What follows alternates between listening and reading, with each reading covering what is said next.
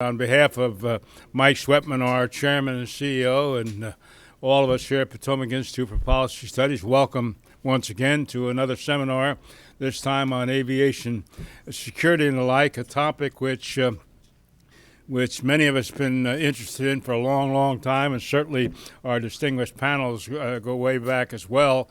But we all recall the start, really, if you will, of the hijacking business in the late 1960s and so on. And then later on, in about 20 years, we had some very serious aircraft terrorist activities and the like, and they have continued on and off since then. So we thought it was about time that we updated ourselves and everybody else on just where we are with respect to aviation security and the like. And our distinguished panelists are going to help us get there. Panelists will help us get there, and I'll turn it over to you, Yona. Yona is wounded in action here. He hit somebody bigger than him with his arm, and something's wrong with it. I don't know, but my students jumped on me. That's okay. Thank you. Talk from there if you want. Oh, okay. Yeah, whatever's easy. Is this okay? Yeah. Oh, great, great. Thank you very much. Certainly welcome to our event today. Unfortunately, we have to continue all the time, when I say we academics, to monitor the threats and to look at responses to the expanding threats around the world. I want to first introduce the panel here and make a very brief background, I think, footnote. But let me start, of course, General Al Gray. Okay, that's good. Now get on with get on with the skipper. Well, you know, Introduce the captain. They don't know him. Fine, that's fine. But at any rate, it will obviously get deeply involved, as you will see, and have always the last word. To my left is Captain Wolfgang Koch, who is the Aviation Security Chairman of the Airline Pilots Association. We have a bio that we distributed to you, so you can look at this. So in the interest of time, I won't go into details.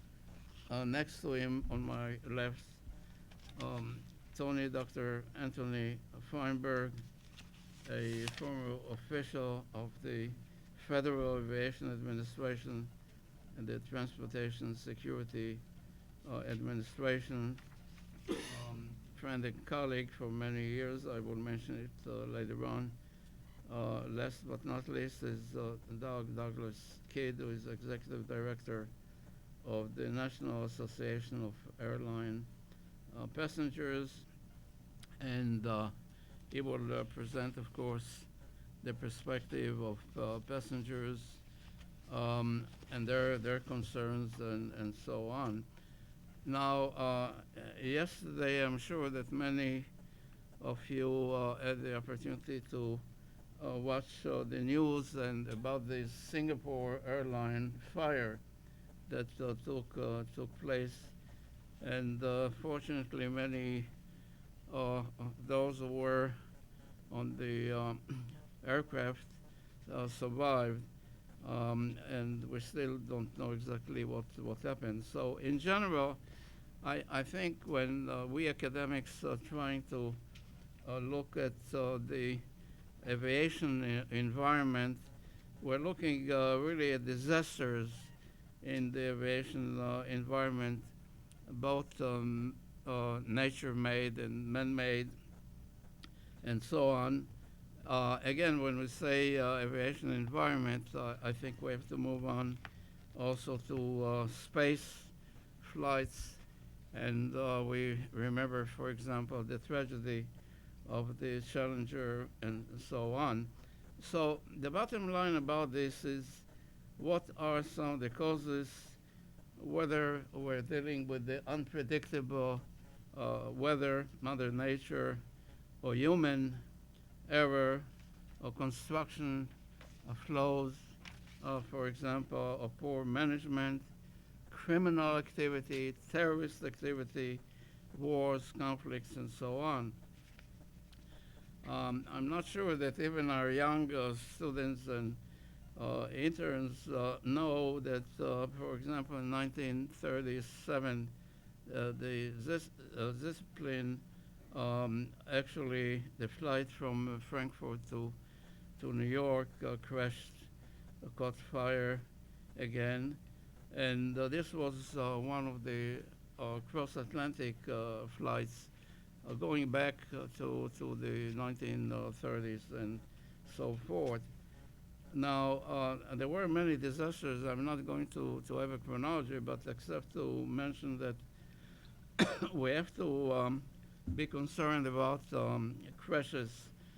For example, back in 1945, for example, a B-25 bomber crashed into the Empire State Building in New York because of the weather and fog and so on. We have collisions. We have many other crashes, and of course, I think we have to discuss the aviation security also during wartime, and in fact, in this month, June, we marked the 49th, I think, anniversary of the Israeli Air Force involvement in the Six-Day War, and also we marked the invasion of Russia by Germany going back to 1940-41. And the list goes on and on and on, and we definitely are going to discuss some of the implications of the threats.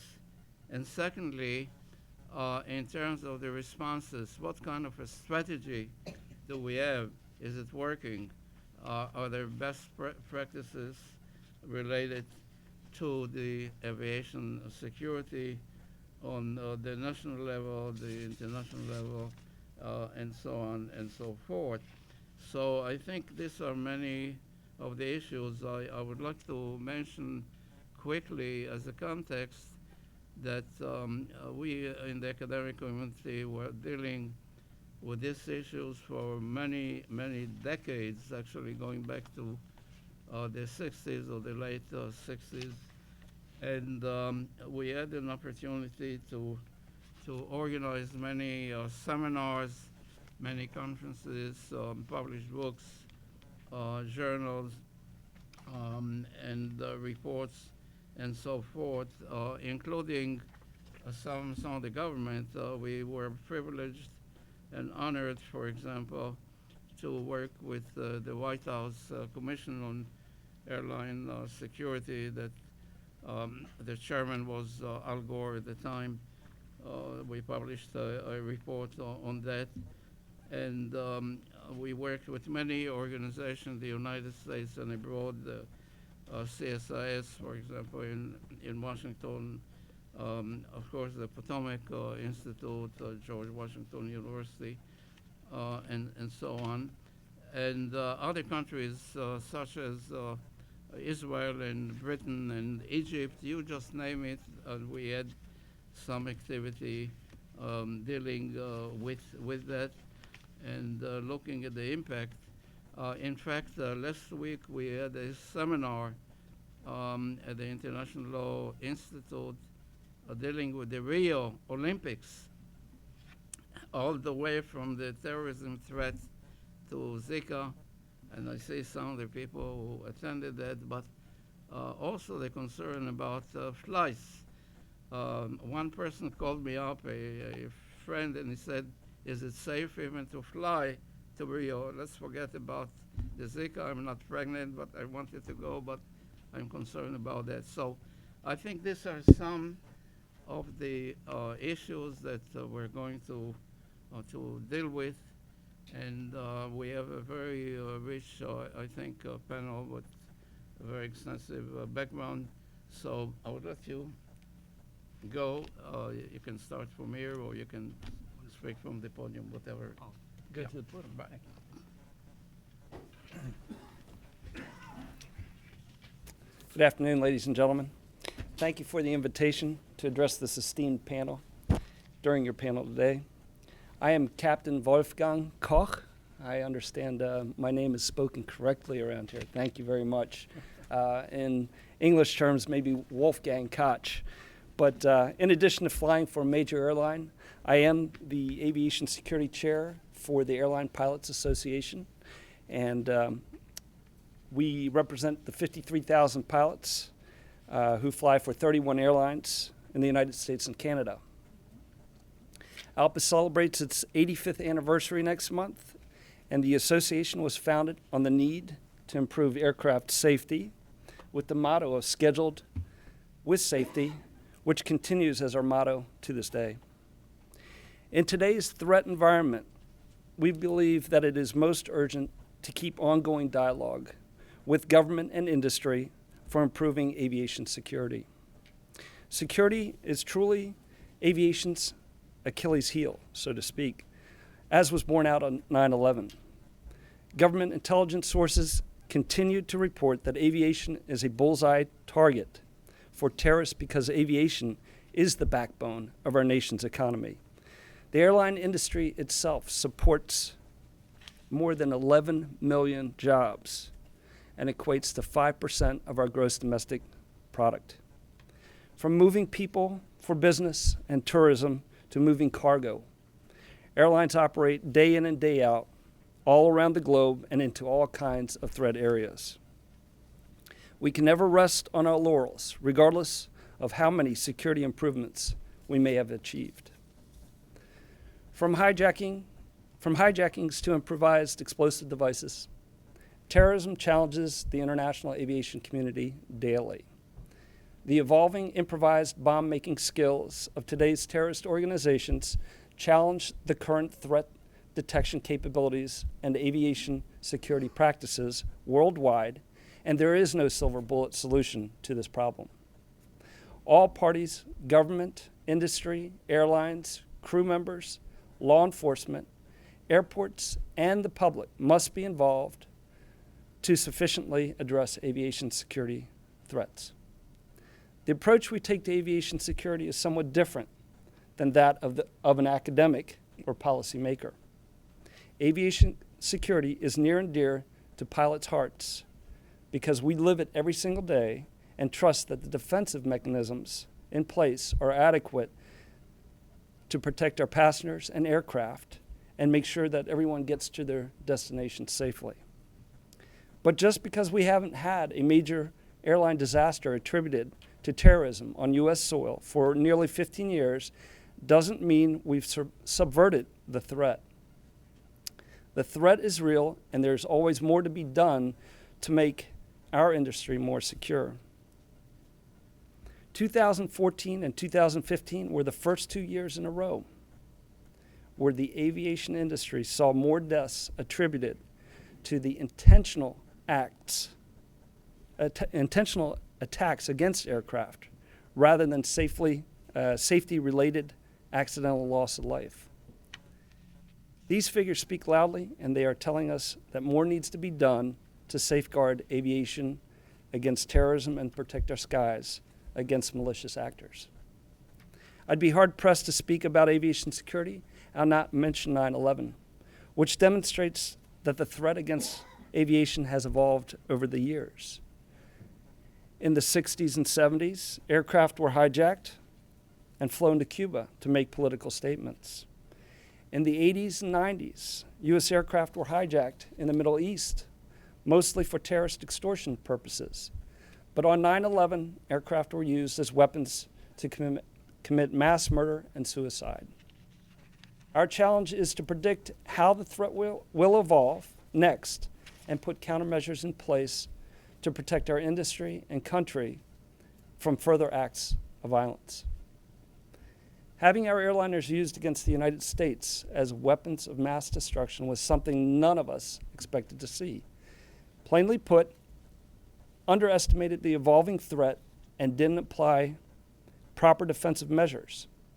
After 9/11, the government and industry, with ALPA's active involvement, took numerous steps to counter the suicidal terrorist threat. Hardened cockpit doors were installed. More federal air marshals were deployed on U.S. aircraft. The Federal Flight Deck Officer Program was developed as a last line of defense. Revised crew procedures were written to combat hijacking events, and crew member self-defense training was instituted, among other improvements. Perhaps our biggest lesson learned from 9/11 in regards to aviation security was we cannot be reactive, we must be proactive, and we must focus on the big picture.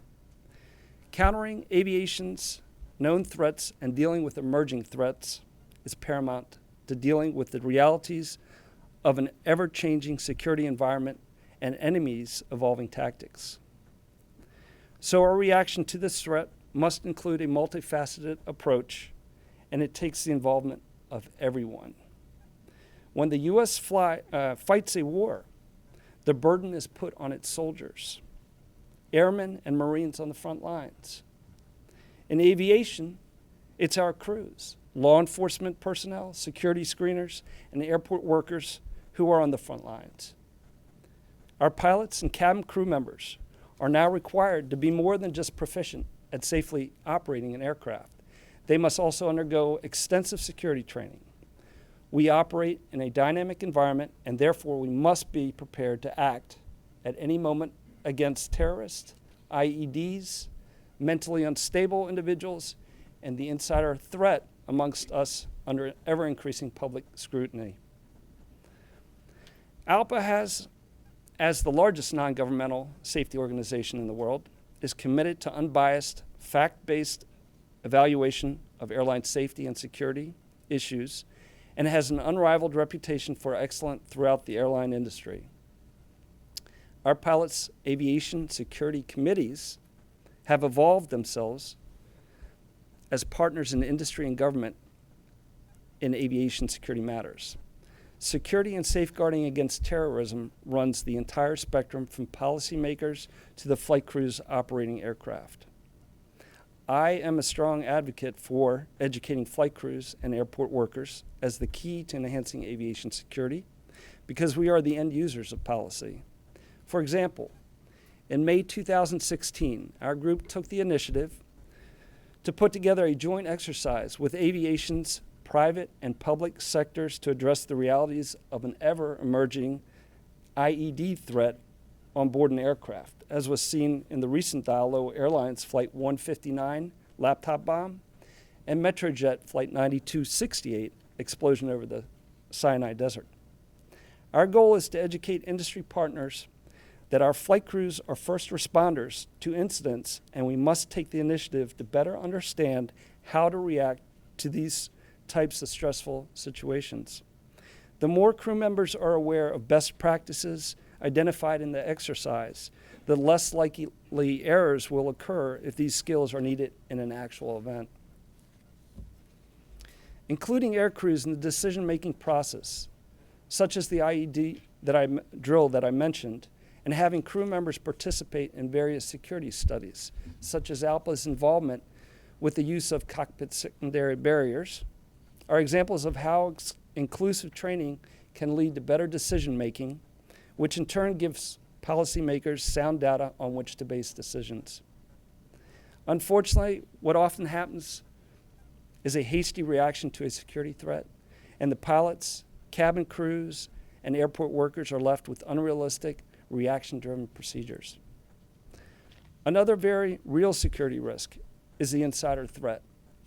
TSA is coping with this emerging threat, and ALPA especially has supported the agency's initiatives by actively participating on working groups to address this threat. However, industry and government-wide, we need to improve on intelligence sharing. We sense a reversing trend in information sharing to the further we get from 9/11, where widespread changes were made in the intelligence community to enable and facilitate the flow of information to those that need it.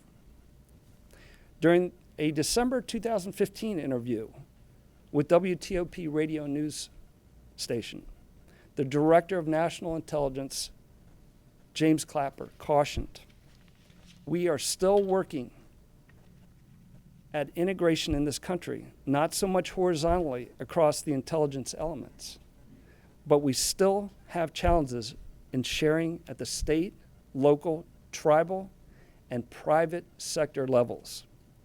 Our pilots and crew members working in an environment targeted by terrorists must have the information to know what threats are and where to look for them." The old adage of see something, say something comes to mind. We must do a better job of involving our industry in the intelligence sharing network to prevent the next attack. We advocate for a greater industry involvement as the key to placing ourselves ahead of the next attack instead of reacting to it. In addition to the threats I've already mentioned, aviation's future will also require enhanced security measures in both physical space and cyberspace. Last year alone, we encountered more than 7,700 reported laser strikes against aircraft on arrival and departure, creating the hazardous combination of pilot distraction and a vision-limited cockpit environment during our most critical phases of flight. We don't have widespread use of counter-laser capabilities to protect our eyes from damage, nor stop the dizzying effect of laser dazzle as it illuminates our cockpit. Emerging physical safety and security risks include unmanned aircraft systems, UASs, which can be used as weapons against aircraft, airports, and infrastructure.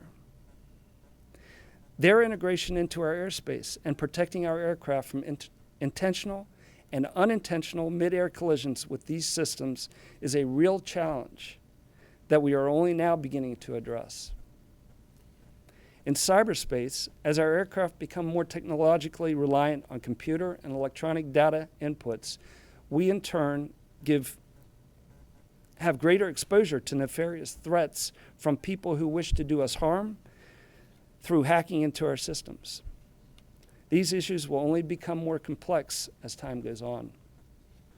From my perspective, from someone who lives and works in this environment, security must be included on the operator level. Our men and women that work in the airport environment must be educated to identify the threat and must be encouraged to speak up when something doesn't seem right. Now, I'm not saying that a new first officer must be able to identify and address transnational organized crime at an airport. But what I am saying that it takes someone knowing that something isn't right and having the training and resources to report it to the proper authorities who can address it. Identifying just one piece of information may help intelligence and law enforcement connect the dots on the next potential terrorist attack.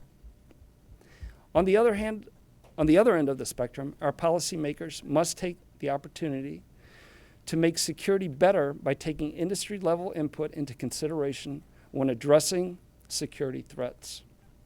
Policy making must be intelligence-centered, risk-based, evidence-based, and fact-driven to provide realistic solutions to the latest threat. All parties involved, again, government, industry, airlines, airports, law enforcement, and public, must understand that security threats are best addressed when we work together for common purpose of keeping our skies safe and secure. Thank you very much. Thank you. Thank you. Thank you very much, Chuck.